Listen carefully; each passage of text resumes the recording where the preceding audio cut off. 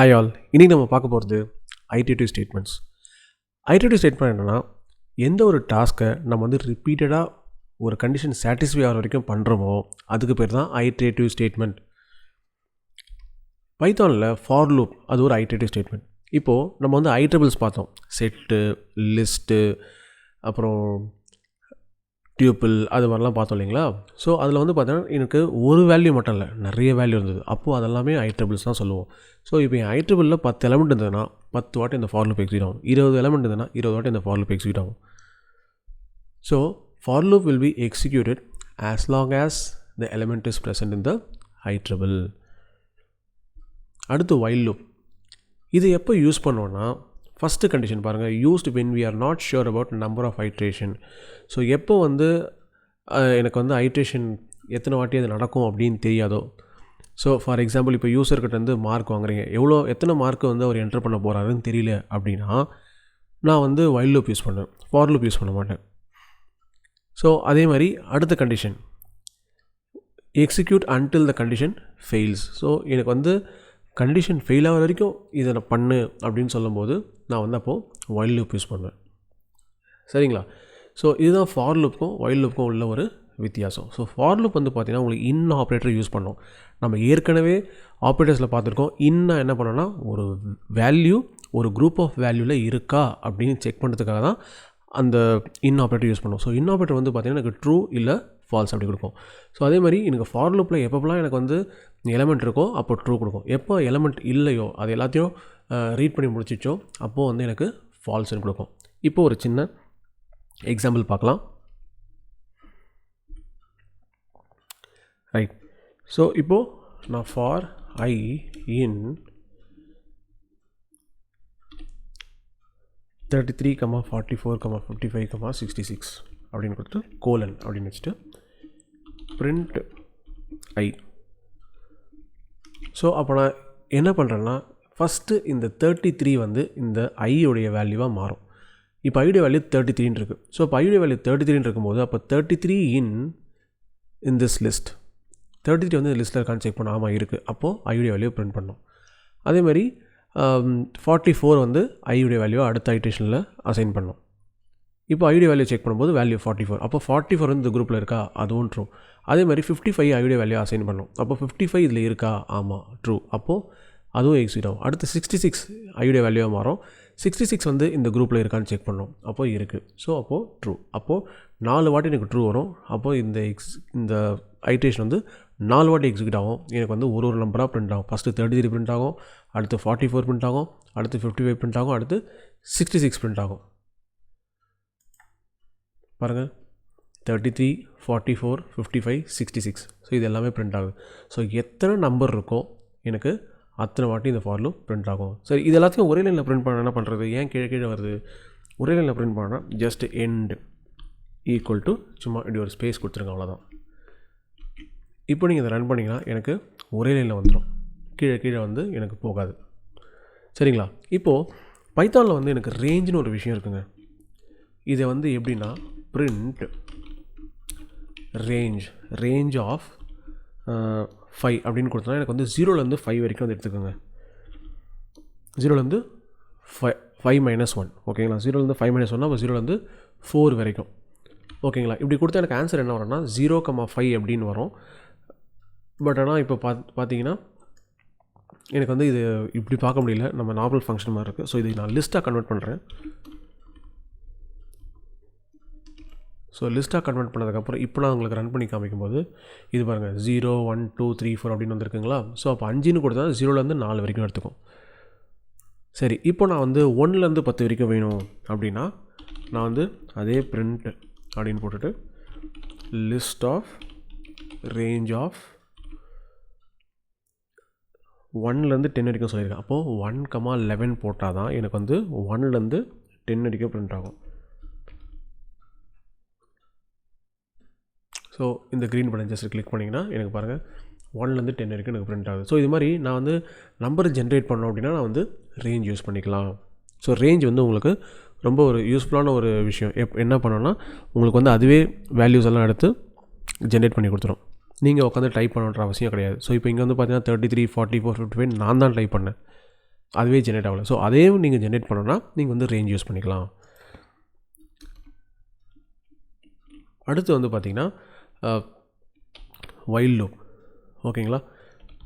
So இப்போ வந்து நான் என்ன பண்ண போகிறேன், யூசர் வந்து அட்மின் டைப் பண்ணுற வரைக்கும் அவர்கிட்ட வந்து அவருடைய யூசர் நேமே கேட்டுக்கிட்டே இருப்பேன். ஸோ எப்போ யூசர் நேம் வந்து அட்மின் வருதோ அப்போ நான் வந்து ஸ்டாப் பண்ணுவேன். இதுதான் என் கண்டிஷனுங்க.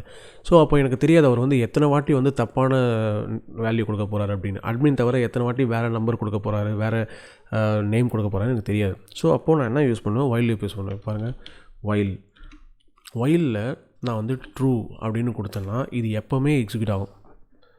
ஓகேங்களா? வைலில் நான் ட்ரூ கொடுத்தேன்னா இது எப்போவுமே எனக்கு எக்ஸிக்யூட் ஆகும்.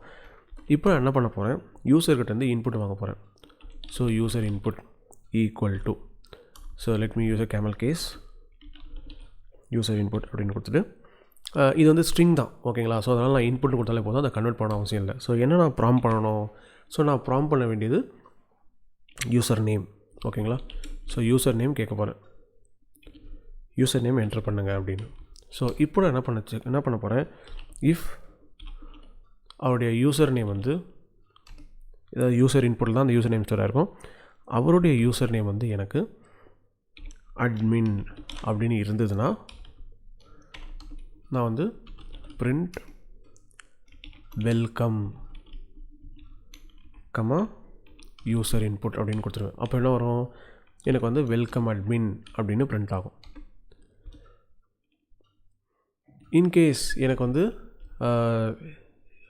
மேட்ச் ஆகலை. ஓகேங்களா? ஸோ அப்போ மேட்ச் ஆகலை என்ன பண்ணணும், நான் வந்து திருப்பி வைல் லூப்புக்கே வந்து போகணும். ஸோ அப்போ வைல் லூப்புக்கே போகணுன்னா எனக்கு வந்து இந்த எல்ஸ் தேவையில்லை, அப்படியே வந்து எனக்கு என்ன ஆகும், திருப்பி யூசர்கிட்ட வந்து இன்புட் கேட்கும் தப்பாக இருந்ததுன்னா. ஸோ இன்கேஸ் அது கரெக்டாக இருந்ததுன்னா என்ன பண்ணணும், பிரிண்ட் அப்படின்னு கொடுத்துட்டு இங்கே பிரேக் அப்படின்னு கொடுத்துருவேன். ஸோ பிரேக் கொடுக்கும்போது என்ன ஆகும், எனக்கு வந்து ஸ்டாப் ஆகிடும்.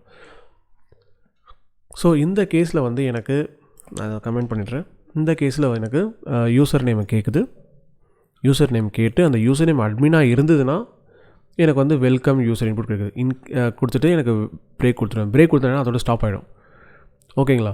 ஸோ இப்போ இன்கேஸ் வந்து அவர் தப்பான அட்மின் தப்பான இது கேட்டாங்கன்னா திருப்பி கேட்டுக்கிட்டே இருக்கும். பார்க்கலாங்களா? இப்போது பாருங்கள், ரன் பண்ணுறேன், யூசர் நேம் கேட்குதுங்களா? ஸோ நான் என்ன பண்ணுறேன், ராஜா அப்படின்னு தரேன், திருப்பி யூசர் நேம் கேட்குது பாருங்களேன். ஸோ இப்போ நான் சும்மா கேகே அப்படின்னு தரேன், திருப்பி யூசர் நேம் கேட்குது. ஸோ அப்போது நான் வந்து அட்மின் அப்படின்னு கொடுத்தா எனக்கு வந்து வெல்கம் அப்படின்னு சொல்லிட்டு ஸ்டாப் ஆகிடுச்சு பாருங்கள்.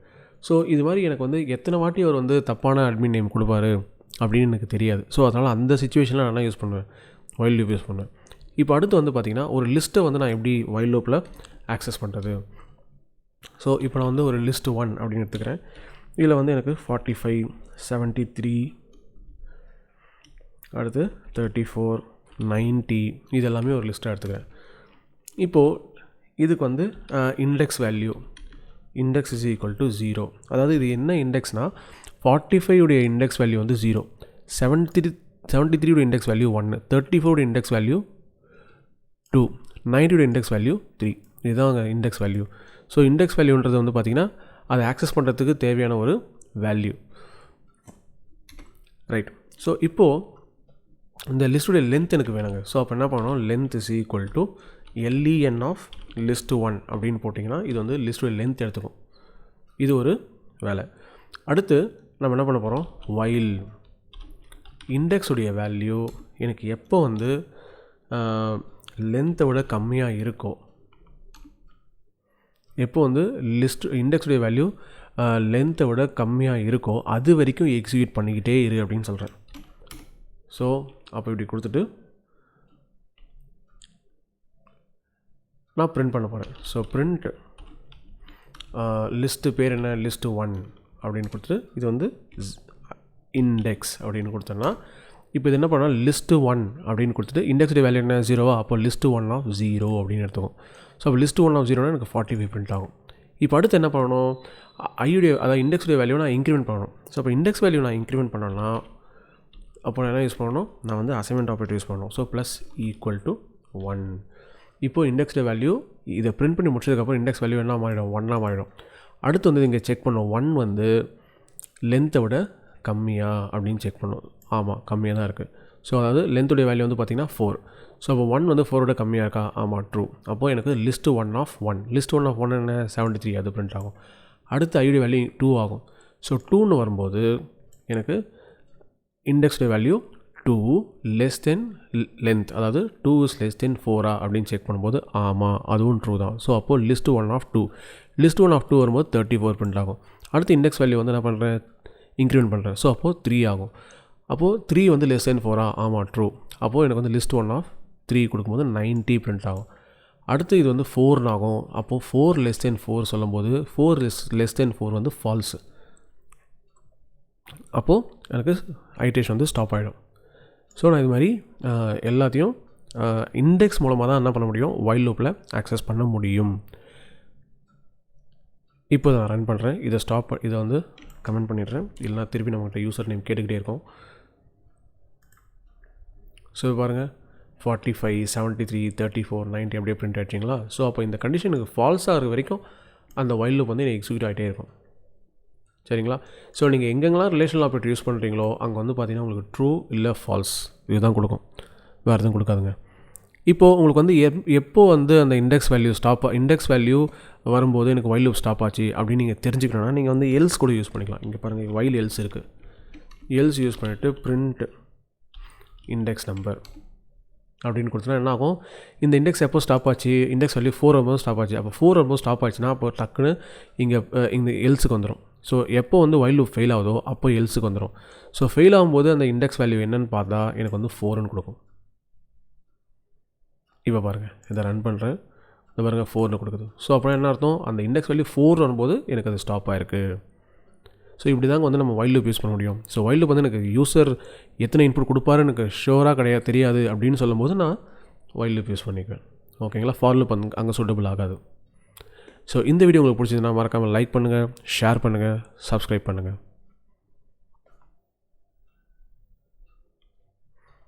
ஒரு சின்ன யூஸ் கேஸ் பார்க்கலாம். ஸோ யூசர்கிட்டருந்து சேலரி வாங்கணும். அந்த சேலரி வந்து எந்த கிரேடில் வந்து மேட்ச் ஆகுதுன்னு செக் பண்ணணும். ஸோ யூசர் என்ட்ரு பண்ணுற சேலரி வந்து வேலிடாக இல்லையான்னு செக் பண்ணணும். அதாவது இப்போ இங்கே வந்து பார்த்திங்கன்னா மினிமம் வந்து 4000 தான், மேக்ஸிமம் 50,000. அதுக்கு மேலே நான் சேலரி கொடுத்தேன்னா அது வந்து இன்வேலிட் சேலரி. ஓகேங்களா? ஸோ அப்போ நான் என்ன பண்ணணும்? ஃபஸ்ட்டு யூசர்கிட்டருந்து சேலரி வாங்கணும். அந்த சேலரி வந்து வேலிடேட் பண்ணணும். அது வந்து வேலிடான சேலரியா இல்லையா அப்படின்னு. அதாவது 4000லேருந்து 50,000க்குள்ளே இருக்கணும். அப்படி இருந்தால் தான் என்ன பண்ண முடியும்? அதோடைய கிரேடை நான் செக் பண்ண முடியும். அப்படி இல்லைன்னா அதை அவர் செக் பண்ணுற சேலரி வந்து தப்பான சேலரியாக இருந்ததுன்னா நான் திருப்பி அதை கேட்கணும். ஸோ நான் வந்து யூசர்கிட்ட அவர் கரெக்டான சேலரி என்ட்ரு பண்ணுற வரைக்கும் கேட்டுக்கிட்டே இருக்கணும். இதுதாங்க டாஸ்க்கு. ஸோ அப்போது நான் கேட்டுக்கிட்டே இருக்கணும்னு சொல்லும்போது அவர் எத்தனை வாட்டி இன்வேலிட் சேலரி கொடுப்பாருன்னு எனக்கு தெரியல. ஸோ அந்த கேஸ் நான் என்ன யூஸ் பண்ணணும்? வைல் யூஸ் பண்ணணும். ஸோ அப்போ நான் வைல் யூஸ் பண்ணிக்கிறேன். So first while true. இது எப்போவுமே எக்ஸிக்யூட் ஆனால் என்ன பண்ணணும்? கண்டிப்பாக ட்ரூ யூஸ் பண்ணணும். இப்போ நான் யூசர்கிட்டருந்து இன்புட் கேட்கணும். சேலரி அப்படின்னு கொடுத்துட்டு, ஸோ சேலரி கண்டிப்பாக இன்டிஜராக இருக்கணும். அப்போது இன்ட் ஆஃப் இன்புட் ஆஃப் கொடுத்தே ஆகணும். Int of input of enter salary. இப்போது நான் இஃப் கண்டிஷன் கொடுக்க போகிறேன். இஃப் அந்த சேலரி வந்து வேலிடாக இல்லையான்னு நம்ம செக் பண்ணணும். ஓகேங்களா? அப்போ என்ன பண்ணணும்? அந்த salary greater than or equal to 4,000 இருக்கணும். And salary less than or is equal to 50,000 இருக்கணும். இதுதான் கண்டிஷன். இது ட்ரூவாக இருந்தால் இப்போ நான் செக் பண்ணலாம். இஃப் அப்படின்னு கொடுத்துட்டு salary greater than or equal to 4,000 இருந்து and salary less than or equal to 999 சொல்லியிருக்கேன். ஸோ அப்போது லெஸ் தென் 10,000 போட்டாலே அது வந்து 999 தான். இது இருந்தால் பிரிண்ட் ஜூனியர் லெவல் அப்படின்னு கொடுக்குறேன். ஜூனியர் அப்படின்னு தரேன். சரிங்களா? இப்போ அடுத்து நான் என்ன யூஸ் பண்ணணும்? எல் இஃப் யூஸ் பண்ணணும். எல்ஸ் யூஸ் பண்ணாது. L if so elif use பண்ணி சேலரி வந்து எனக்கு 10,000 இருந்து அப்போது greater than equal to 10,000 10,000 இருந்து and salary below less than or is equal to 15,000. So நான் கண்டிஷன் மட்டும் செக் பண்ணிக்கிறேன் 15,000 ஓகே. ஸோ இப்போ இவங்க வந்து பார்த்திங்கன்னா எனக்கு சீனியர் லெவல். ஸோ அப்போ பிரிண்ட் ஸ்ட்ரிங் வந்து சிங்கிள் கோட்ஸ்லேயும் கொடுக்கலாம், டபுள் கோட்ஸ்லேயும் கொடுக்கலாம். திருப்பி நான் வந்து எல்இஃப் யூஸ் பண்ணணும். யூஸ் பண்ணிவிட்டு salary greater than equal to 15,000 sorry greater than 15,000 அப்படி தான் கொடுத்துருக்கேன். ஸோ greater than 15,000 இருக்கணும் and salary less than or equal to 25,000 okay. So அப்போது 25,000. ஸோ இதை நான் ஜஸ்ட்டு 25,000 ஒன்னாக மாற்றிக்கிறேன். So which means it's about 25,000. So அப்போது திருப்பி colon print super senior.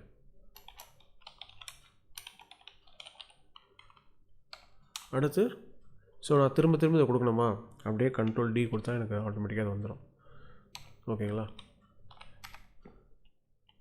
So இது பிரிண்ட் சூப்பர் சீனியர் இந்த கிரேடு.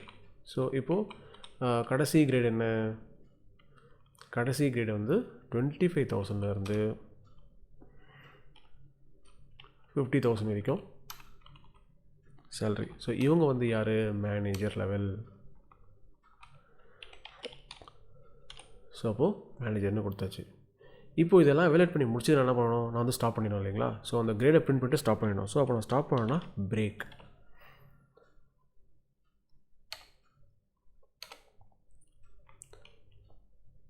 இப்போ பிரேக் ஆச்சுன்னா வெளில வந்துடும். இன்கேஸ் இந்த சேலரி வந்து தப்பாக இருந்ததுன்னா அப்போ நான் வந்து சொல்லணும் இல்லையா, நீங்கள் தப்பான சேலரி என்டர் பண்ணியிருக்கீங்க அப்படின்னு. ஸோ அப்போது அதுக்கு வெளியில் வந்து நான் எல்ஸ் கொடுக்குறேன். வெளில வந்து நான் எல்ஸ் கொடுக்குறதுனால இப்போ நான் வந்து பிரிண்ட் என்டர் வேலிட் சேலரி அப்படின்னு தரேன். என்டர் வேலிட் சேலரி கொடுக்குறது போல invalid salary you have entered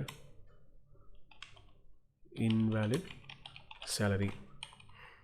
இப்போ எப்பப்பெல்லாம் அந்த எல்ஸ் பிளாக்குள்ளே வருதோ அது ஆட்டோமேட்டிக்காக என்ன பண்ணும், அது வந்து வைல் லூப்புக்கு போகும். திரும்ப அந்த வைல் லூப்புக்கு கேட்டுக்கிட்டே இருக்கும். ஸோ அப்போ நான் என்ன பண்ணுறேன்னா இதை எக்ஸிக்யூட் பண்ணுறது, இந்த இத்தனை லைன் நான் எக்ஸிக்யூட் பண்ணுறது மாதிரி ஃபஸ்ட் நான் வேலிடேட் பண்ணிடுறேன் அது வந்து கரெக்டான சேலரியா இல்லையான்னு. ஸோ அப்போ எனக்கு வந்து இது நம்பர் ஆஃப் கம்பேரிஷன் வந்து எனக்கு மிச்சமாயிடும். ஓகேங்களா. சரி, இப்போது இதை ரன் பண்ணி பார்க்கலாமா. இதில் பாருங்கள், இஃப் யூஸ் பண்ணியிருக்கேன், எல்ஸ் யூஸ் பண்ணியிருக்கேன், பிரேக் யூஸ் பண்ணியிருக்கேன், இது எல்லாமே நான் யூஸ் பண்ணியிருக்கேன். ஓகேங்களா. இது வந்து நெஸ்டட் இஃப்னு நம்ம சொல்லலாம். ஸோ இப்போ இதை ரன் பண்ணுறேன். So enter salary. நான் ஃபஸ்ட் என்ன பண்ணுறேன், இன்வாலிட் சேலரி கொடுக்குறேன். ஸோ -9,000 அப்படின்னு தரேன். You have entered invalid salary. So enter சேலரின்னு கேட்குதுங்களா. ஸோ இப்போ நான் வந்து 8,000 அப்படின்னு கொடுக்குறேன். 8,000 அப்படின்னு கொடுத்தா எனக்கு வந்து ஜூனியர் அப்படின்னு சொல்லிட்டு வெளில வந்துடுச்சு. ஸோ இது மாதிரி வந்து நான் வைல் லூப் வந்து எப்பப்பெல்லாம் எனக்கு தேவையோ அப்போ யூஸ் பண்ணுவேன். இந்த சினாரியோ பாருங்கள், எத்தனை வாட்டி நான் யூஸர்கிட்ட இருந்து இன்புட் கேட்குறேனோ அத்தனை வாட்டி அது வந்து எக்ஸிக்யூட் ஆகும். ஓகேங்களா. ஸோ அந்த லூப்பை விட்டு வெளில வரதுக்காக நான் யூஸ் பண்ண ஸ்டேட்மெண்ட் தான் வந்து பிரேக். ஸோ பிரேக் வந்து பார்த்தீங்கன்னா டக்குன்னு லூப்பை விட்டு வெளில கொண்டு வந்துடும். ஸோ எப்போ நான் பிரேக் பண்ணணும், இந்த சேலரியெல்லாம் எவாலுவேட் பண்ணி முடிச்சதுக்கப்புறம் தான் பிரேக் பண்ணணும். ஸோ அதனால் நான் பிரேக் இங்கே கொடுத்துருக்கேன். ஸோ இப்படி தாங்க நம்ம வந்து வைல் லூப்லாம் யூஸ் பண்ணுவோம். ஸோ இந்த யூஸ் கேஸ் உங்களுக்கு யூஸ்ஃபுல்லாக இருக்கும்னு நினைக்கிறேன்.